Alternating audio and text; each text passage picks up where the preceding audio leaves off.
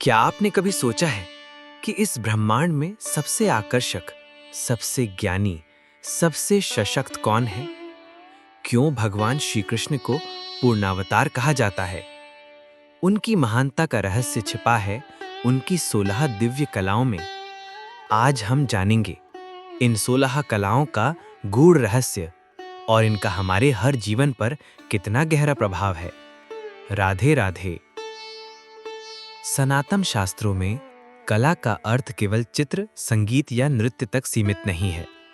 यह हमारे स्वभाव, हमारे गुणों और हमारे भीतर दिव्यता के स्तर को दर्शाती है। कहा जाता है, साधारण मनुष्य में 5 कलाएं, श्रेष्ठ में 8, परंतु श्री कृष्ण में पूर्ण 16 कलाएं। ये कलाएं उसी प्रकार हैं जैसे चंद्रमा अमावस्या से बढ़कर पूर्णिमा की पूर्णता तक पहुंचता है। अमावस्या है अज्ञान का प्रतीक, पूर्णिमा पूर्ण चेतना, पूर्ण जागृति, पूर्णतम प्रकाश। श्री संपदा, सच्ची संपत्ति, केवल धन और वैभव नहीं, बल्कि वह महानता जहां मन, वचन और कर्म समृद्ध हों। ऐसा इंसान जिसके पास कोई भी निराश होकर न लौटे, बल्कि हर बार उम्मीद से भरकर जाए। भू संपदा, भूमि का स्वामी होना, सिर्फ अधिकार नहीं, अपने संसाधनों को जन कल्याण के लिए समर्पित करना भी एक कला है। कीर्ति, कीर्ति केवल प्रसिद्धि नहीं, जीवन में सच्चाई और परोपकार से मिली वह अमिट छवि जो पीढ़ियों तक याद रहे। वाणी सम्मोहन, क्या कभी आपने ऐसे व्यक्तित्व को सुना है जिनकी बोली मन को शांत कर देती है, भक्ति और प्रेम से भर देती है? लीला, दिव्य चमत्कारों की अनुभूति, जिनके लिए जीवन की हर परिस्थिति प्रभु प्रदत्त प्रसाद है और हर कठिनाई में भी आनंद की मुस्कान कभी फीकी नहीं होती। कांति, वह आभा, वह नूर जो आत्मा के तेज से झलकता है और हर मिलन को दिव्य बना देता है। विद्या, जो वेद, शास्त्र, कला, युद्ध और राजनीति सभी के सार को समेटे और फिर भी भीतर से विनम्रता से भरी रहे। विमला, निर्मलता, छल कपट, भेदभाव और दोषों से रहित शुद्ध मन की अवस्था। उत्कर्षणी शक्ति, दूसरों को प्रेरित कर उनकी मंजिल तक पहुंचाने वाली शक्ति, जैसे अर्जुन को श्री कृष्ण का गीता उपदेश। नीर क्षीर विवेक, सही गलत, दूध पानी जिसे तुरंत देख सके, ऐसा विवेक हर जिम्मेदार इंसान में होना चाहिए। कर्मण्यता, करने वाला, न सिर्फ उपदेश देने वाला, ऐसा कर्मयोगी जो खुद मिसाल बने। योग शक्ति, आत्मा का परमात्मा से सच्चा मिलन, मन पर श्रेष्ठ नियंत्रण, यही असल योग शक्ति है। विनय, संपूर्ण शक्ति होते हुए अहंकार का नामो निशान नहीं, यही सच्चा विनय है। सत्य धारण, हर परिस्थिति में सत्य की राह, कठिनाइयों में भी ईमानदारी ना छोड़ना। आधिपत्य, प्रभाव ऐसा कि लोग अपनी मर्जी से सुरक्षित होकर उस छाया में आ जाएं, ये आधिपत्य है, जोर जबरदस्ती नहीं। अनुग्रह क्षमता, हर प्राणी का भला सोचना, सहायता करने की प्रवृत्ति, यही दूसरों के मन को जीतने का सार है। दोस्तों, अगर आपको इस दिव्य यात्रा में आनंद आया हो, अगर लगा कि मन को नई दिशा और उम्मीद मिली, तो आपसे विनती है, कृपया इस वीडियो को लाइक करें, अपने प्रियजनों और मित्रों के साथ शेयर करें और चैनल को सब्सक्राइब जरूर करें ताकि ऐसे प्रेरणादायक विचार हर घर तक पहुंच सकें। नीचे कमेंट बॉक्स में जय श्री कृष्ण जरूर लिखें। आपके हर शब्द से ये आध्यात्मिक परिवार मजबूत होता है। आइए अब श्री कृष्ण के इस पावन मंत्र को सुनते हैं। ॐ कृष्णाय वासुदेवाय हरये परमात्मने प्रणतः क्लेशनाशाय गोविन्दाय नमो नमः। ॐ कृष्णाय वासुदेवाय हरये परमात्मने प्रणतः क्लेशनाशाय गोविन्दाय नमो नमः। ॐ कृष्णाय वासुदेवाय हरये परमात्मने प्रणतः क्लेशनाशाय गोविन्दाय नमो नमः। ॐ कृष्णाय वासुदेवाय हरये परमात्मने प्रणतः क्लेशनाशाय गोविन्दाय नमो नमः। ॐ कृष्णाय वासुदेवाय हरये परमात्मने प्रणतः क्लेशनाशाय गोविन्दाय नमो नमः। ॐ कृष्णाय वासुदेवाय हरये परमात्मने प्रणतः क्लेशनाशाय गोविन्दाय नमो नमः। ॐ कृष्णाय वासुदेवाय हरये परमात्मने प्रणतः क्लेशनाशाय गोविन्दाय नमो नमः। ॐ कृष्णाय वासुदेवाय हरये परमात्मने प्रणतः क्लेशनाशाय गोविन्दाय नमो नमः। ॐ कृष्णाय वासुदेवाय हरये परमात्मने प्रणतः क्लेशनाशाय गोविन्दाय नमो नमः। ॐ कृष्णाय वासुदेवाय हरये परमात्मने प्रणतः क्लेशनाशाय गोविन्दाय नमो नमः। ॐ कृष्णाय वासुदेवाय हरये परमात्मने प्रणतः क्लेशनाशाय गोविन्दाय नमो नमः। ॐ कृष्णाय वासुदेवाय हरये परमात्मने प्रणतः क्लेशनाशाय गोविन्दाय नमो नमः।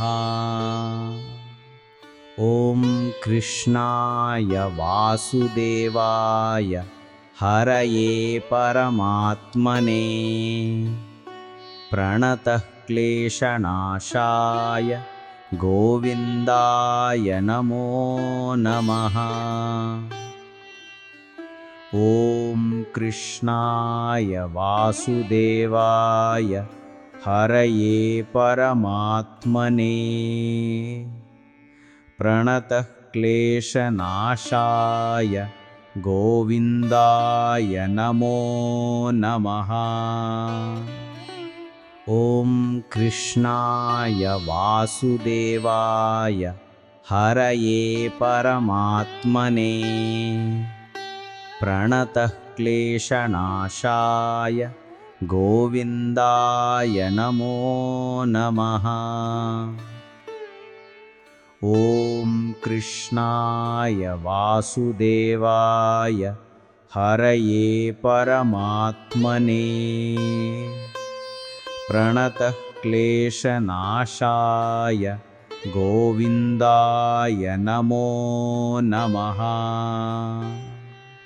ॐ कृष्णाय वासुदेवाय हरये परमात्मने प्रणतः क्लेशनाशाय गोविन्दाय नमो नमः।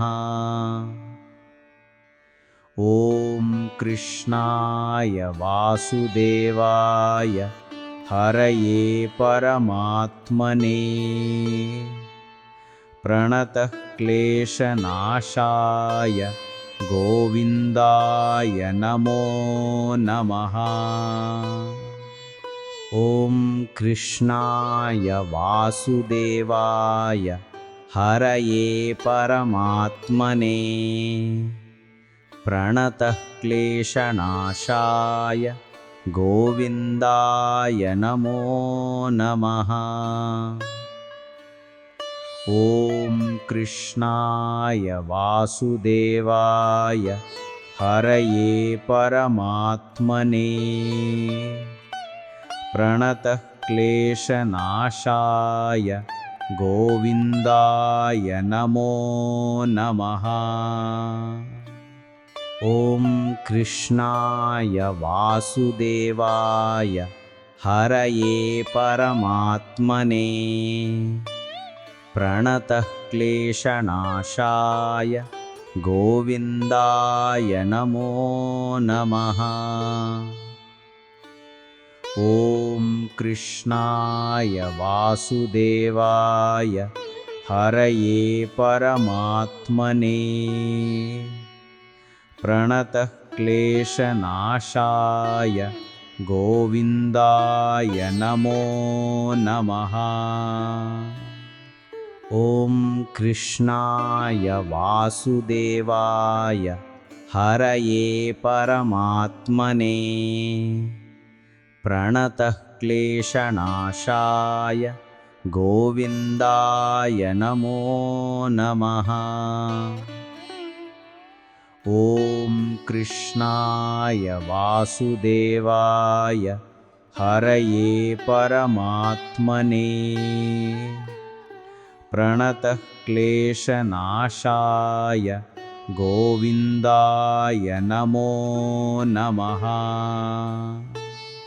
ॐ कृष्णाय वासुदेवाय हरये परमात्मने प्रणतः क्लेशनाशाय गोविन्दाय नमो नमः। ॐ कृष्णाय वासुदेवाय हरये परमात्मने प्रणतः क्लेशनाशाय गोविन्दाय नमो नमः।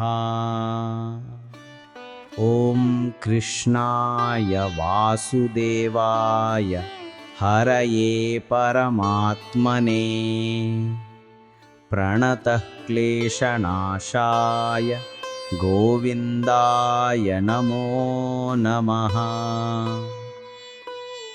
ॐ कृष्णाय वासुदेवाय हरये परमात्मने प्रणतः क्लेशनाशाय गोविन्दाय नमो नमः।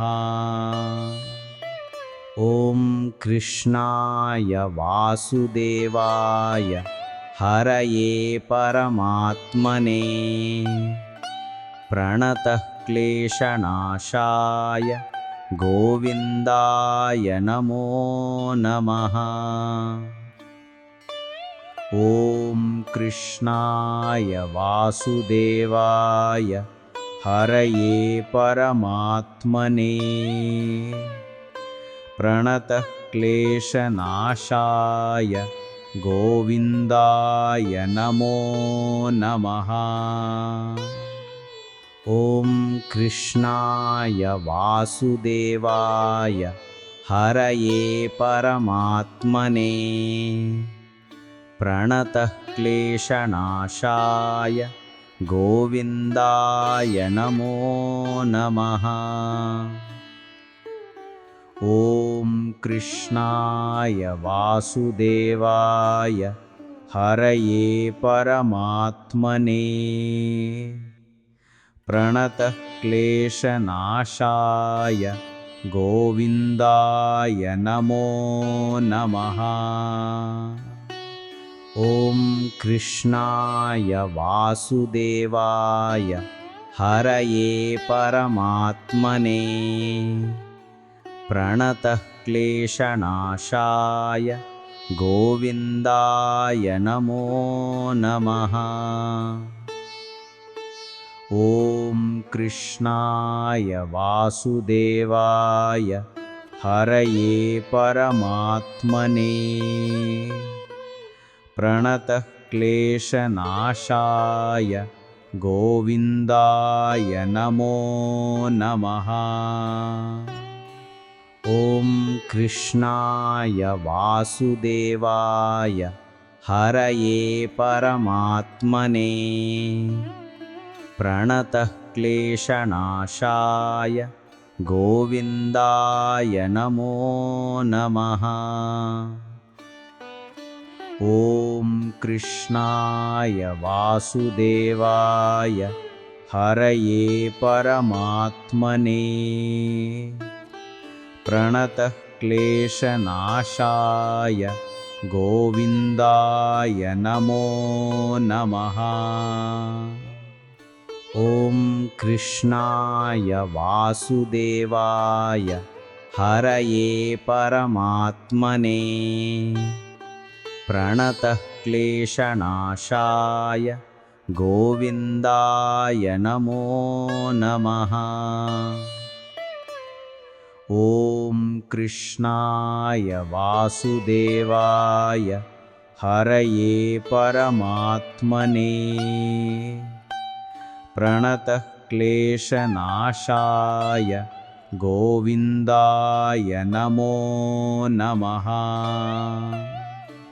ॐ कृष्णाय वासुदेवाय हरये परमात्मने प्रणतः क्लेशनाशाय गोविन्दाय नमो नमः। ॐ कृष्णाय वासुदेवाय हरये परमात्मने प्रणतः क्लेशनाशाय गोविन्दाय नमो नमः। ॐ कृष्णाय वासुदेवाय हरये परमात्मने प्रणतः क्लेशनाशाय गोविन्दाय नमो नमः। ॐ कृष्णाय वासुदेवाय हरये परमात्मने प्रणतः क्लेशनाशाय गोविन्दाय नमो नमः। ॐ कृष्णाय वासुदेवाय हरये परमात्मने प्रणतः क्लेशनाशाय गोविन्दाय नमो नमः। ॐ कृष्णाय वासुदेवाय हरये परमात्मने प्रणतः क्लेशनाशाय गोविन्दाय नमो नमः। ॐ कृष्णाय वासुदेवाय हरये परमात्मने प्रणतः क्लेशनाशाय गोविन्दाय नमो नमः। ॐ कृष्णाय वासुदेवाय हरये परमात्मने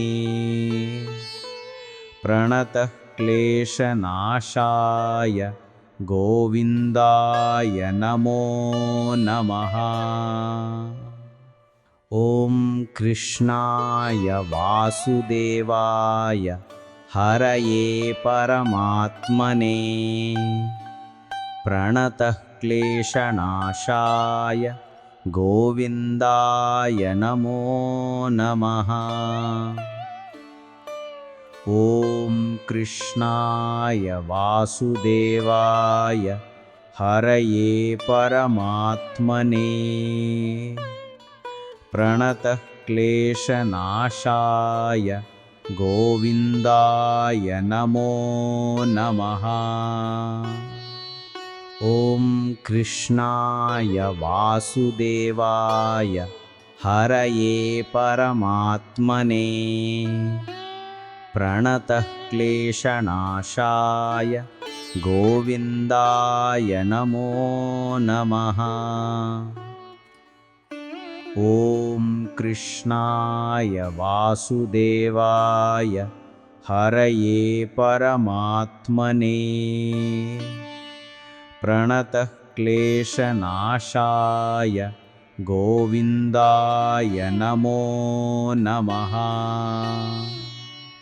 ॐ कृष्णाय वासुदेवाय हरये परमात्मने प्रणतः क्लेशनाशाय गोविन्दाय नमो नमः। ॐ कृष्णाय वासुदेवाय हरये परमात्मने प्रणतः क्लेशनाशाय गोविन्दाय नमो नमः। ॐ कृष्णाय वासुदेवाय हरये परमात्मने प्रणतः क्लेशनाशाय गोविन्दाय नमो नमः। ॐ कृष्णाय वासुदेवाय हरये परमात्मने प्रणतः क्लेशनाशाय गोविन्दाय नमो नमः। ॐ कृष्णाय वासुदेवाय हरये परमात्मने प्रणतः क्लेशनाशाय गोविन्दाय नमो नमः। ॐ कृष्णाय वासुदेवाय हरये परमात्मने प्रणतः क्लेशनाशाय गोविन्दाय नमो नमः। ॐ कृष्णाय वासुदेवाय हरये परमात्मने प्रणतः क्लेशनाशाय गोविन्दाय नमो नमः। ॐ कृष्णाय वासुदेवाय हरये परमात्मने प्रणतः क्लेशनाशाय गोविन्दाय नमो नमः।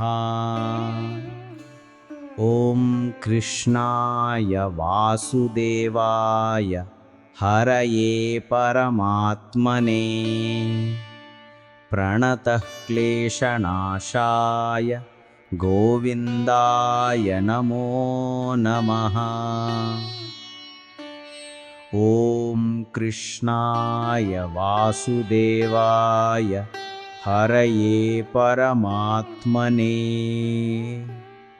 प्रणतः क्लेशनाशाय गोविन्दाय नमो नमः।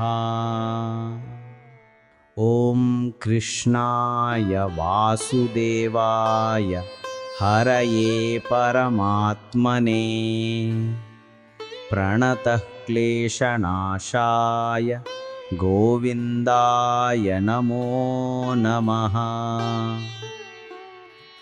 ॐ कृष्णाय वासुदेवाय हरये परमात्मने प्रणतः क्लेशनाशाय गोविन्दाय नमो नमः। ॐ कृष्णाय वासुदेवाय हरये परमात्मने प्रणतः क्लेशनाशाय गोविन्दाय नमो नमः। ॐ कृष्णाय वासुदेवाय हरये परमात्मने प्रणतः क्लेशनाशाय गोविन्दाय नमो नमः।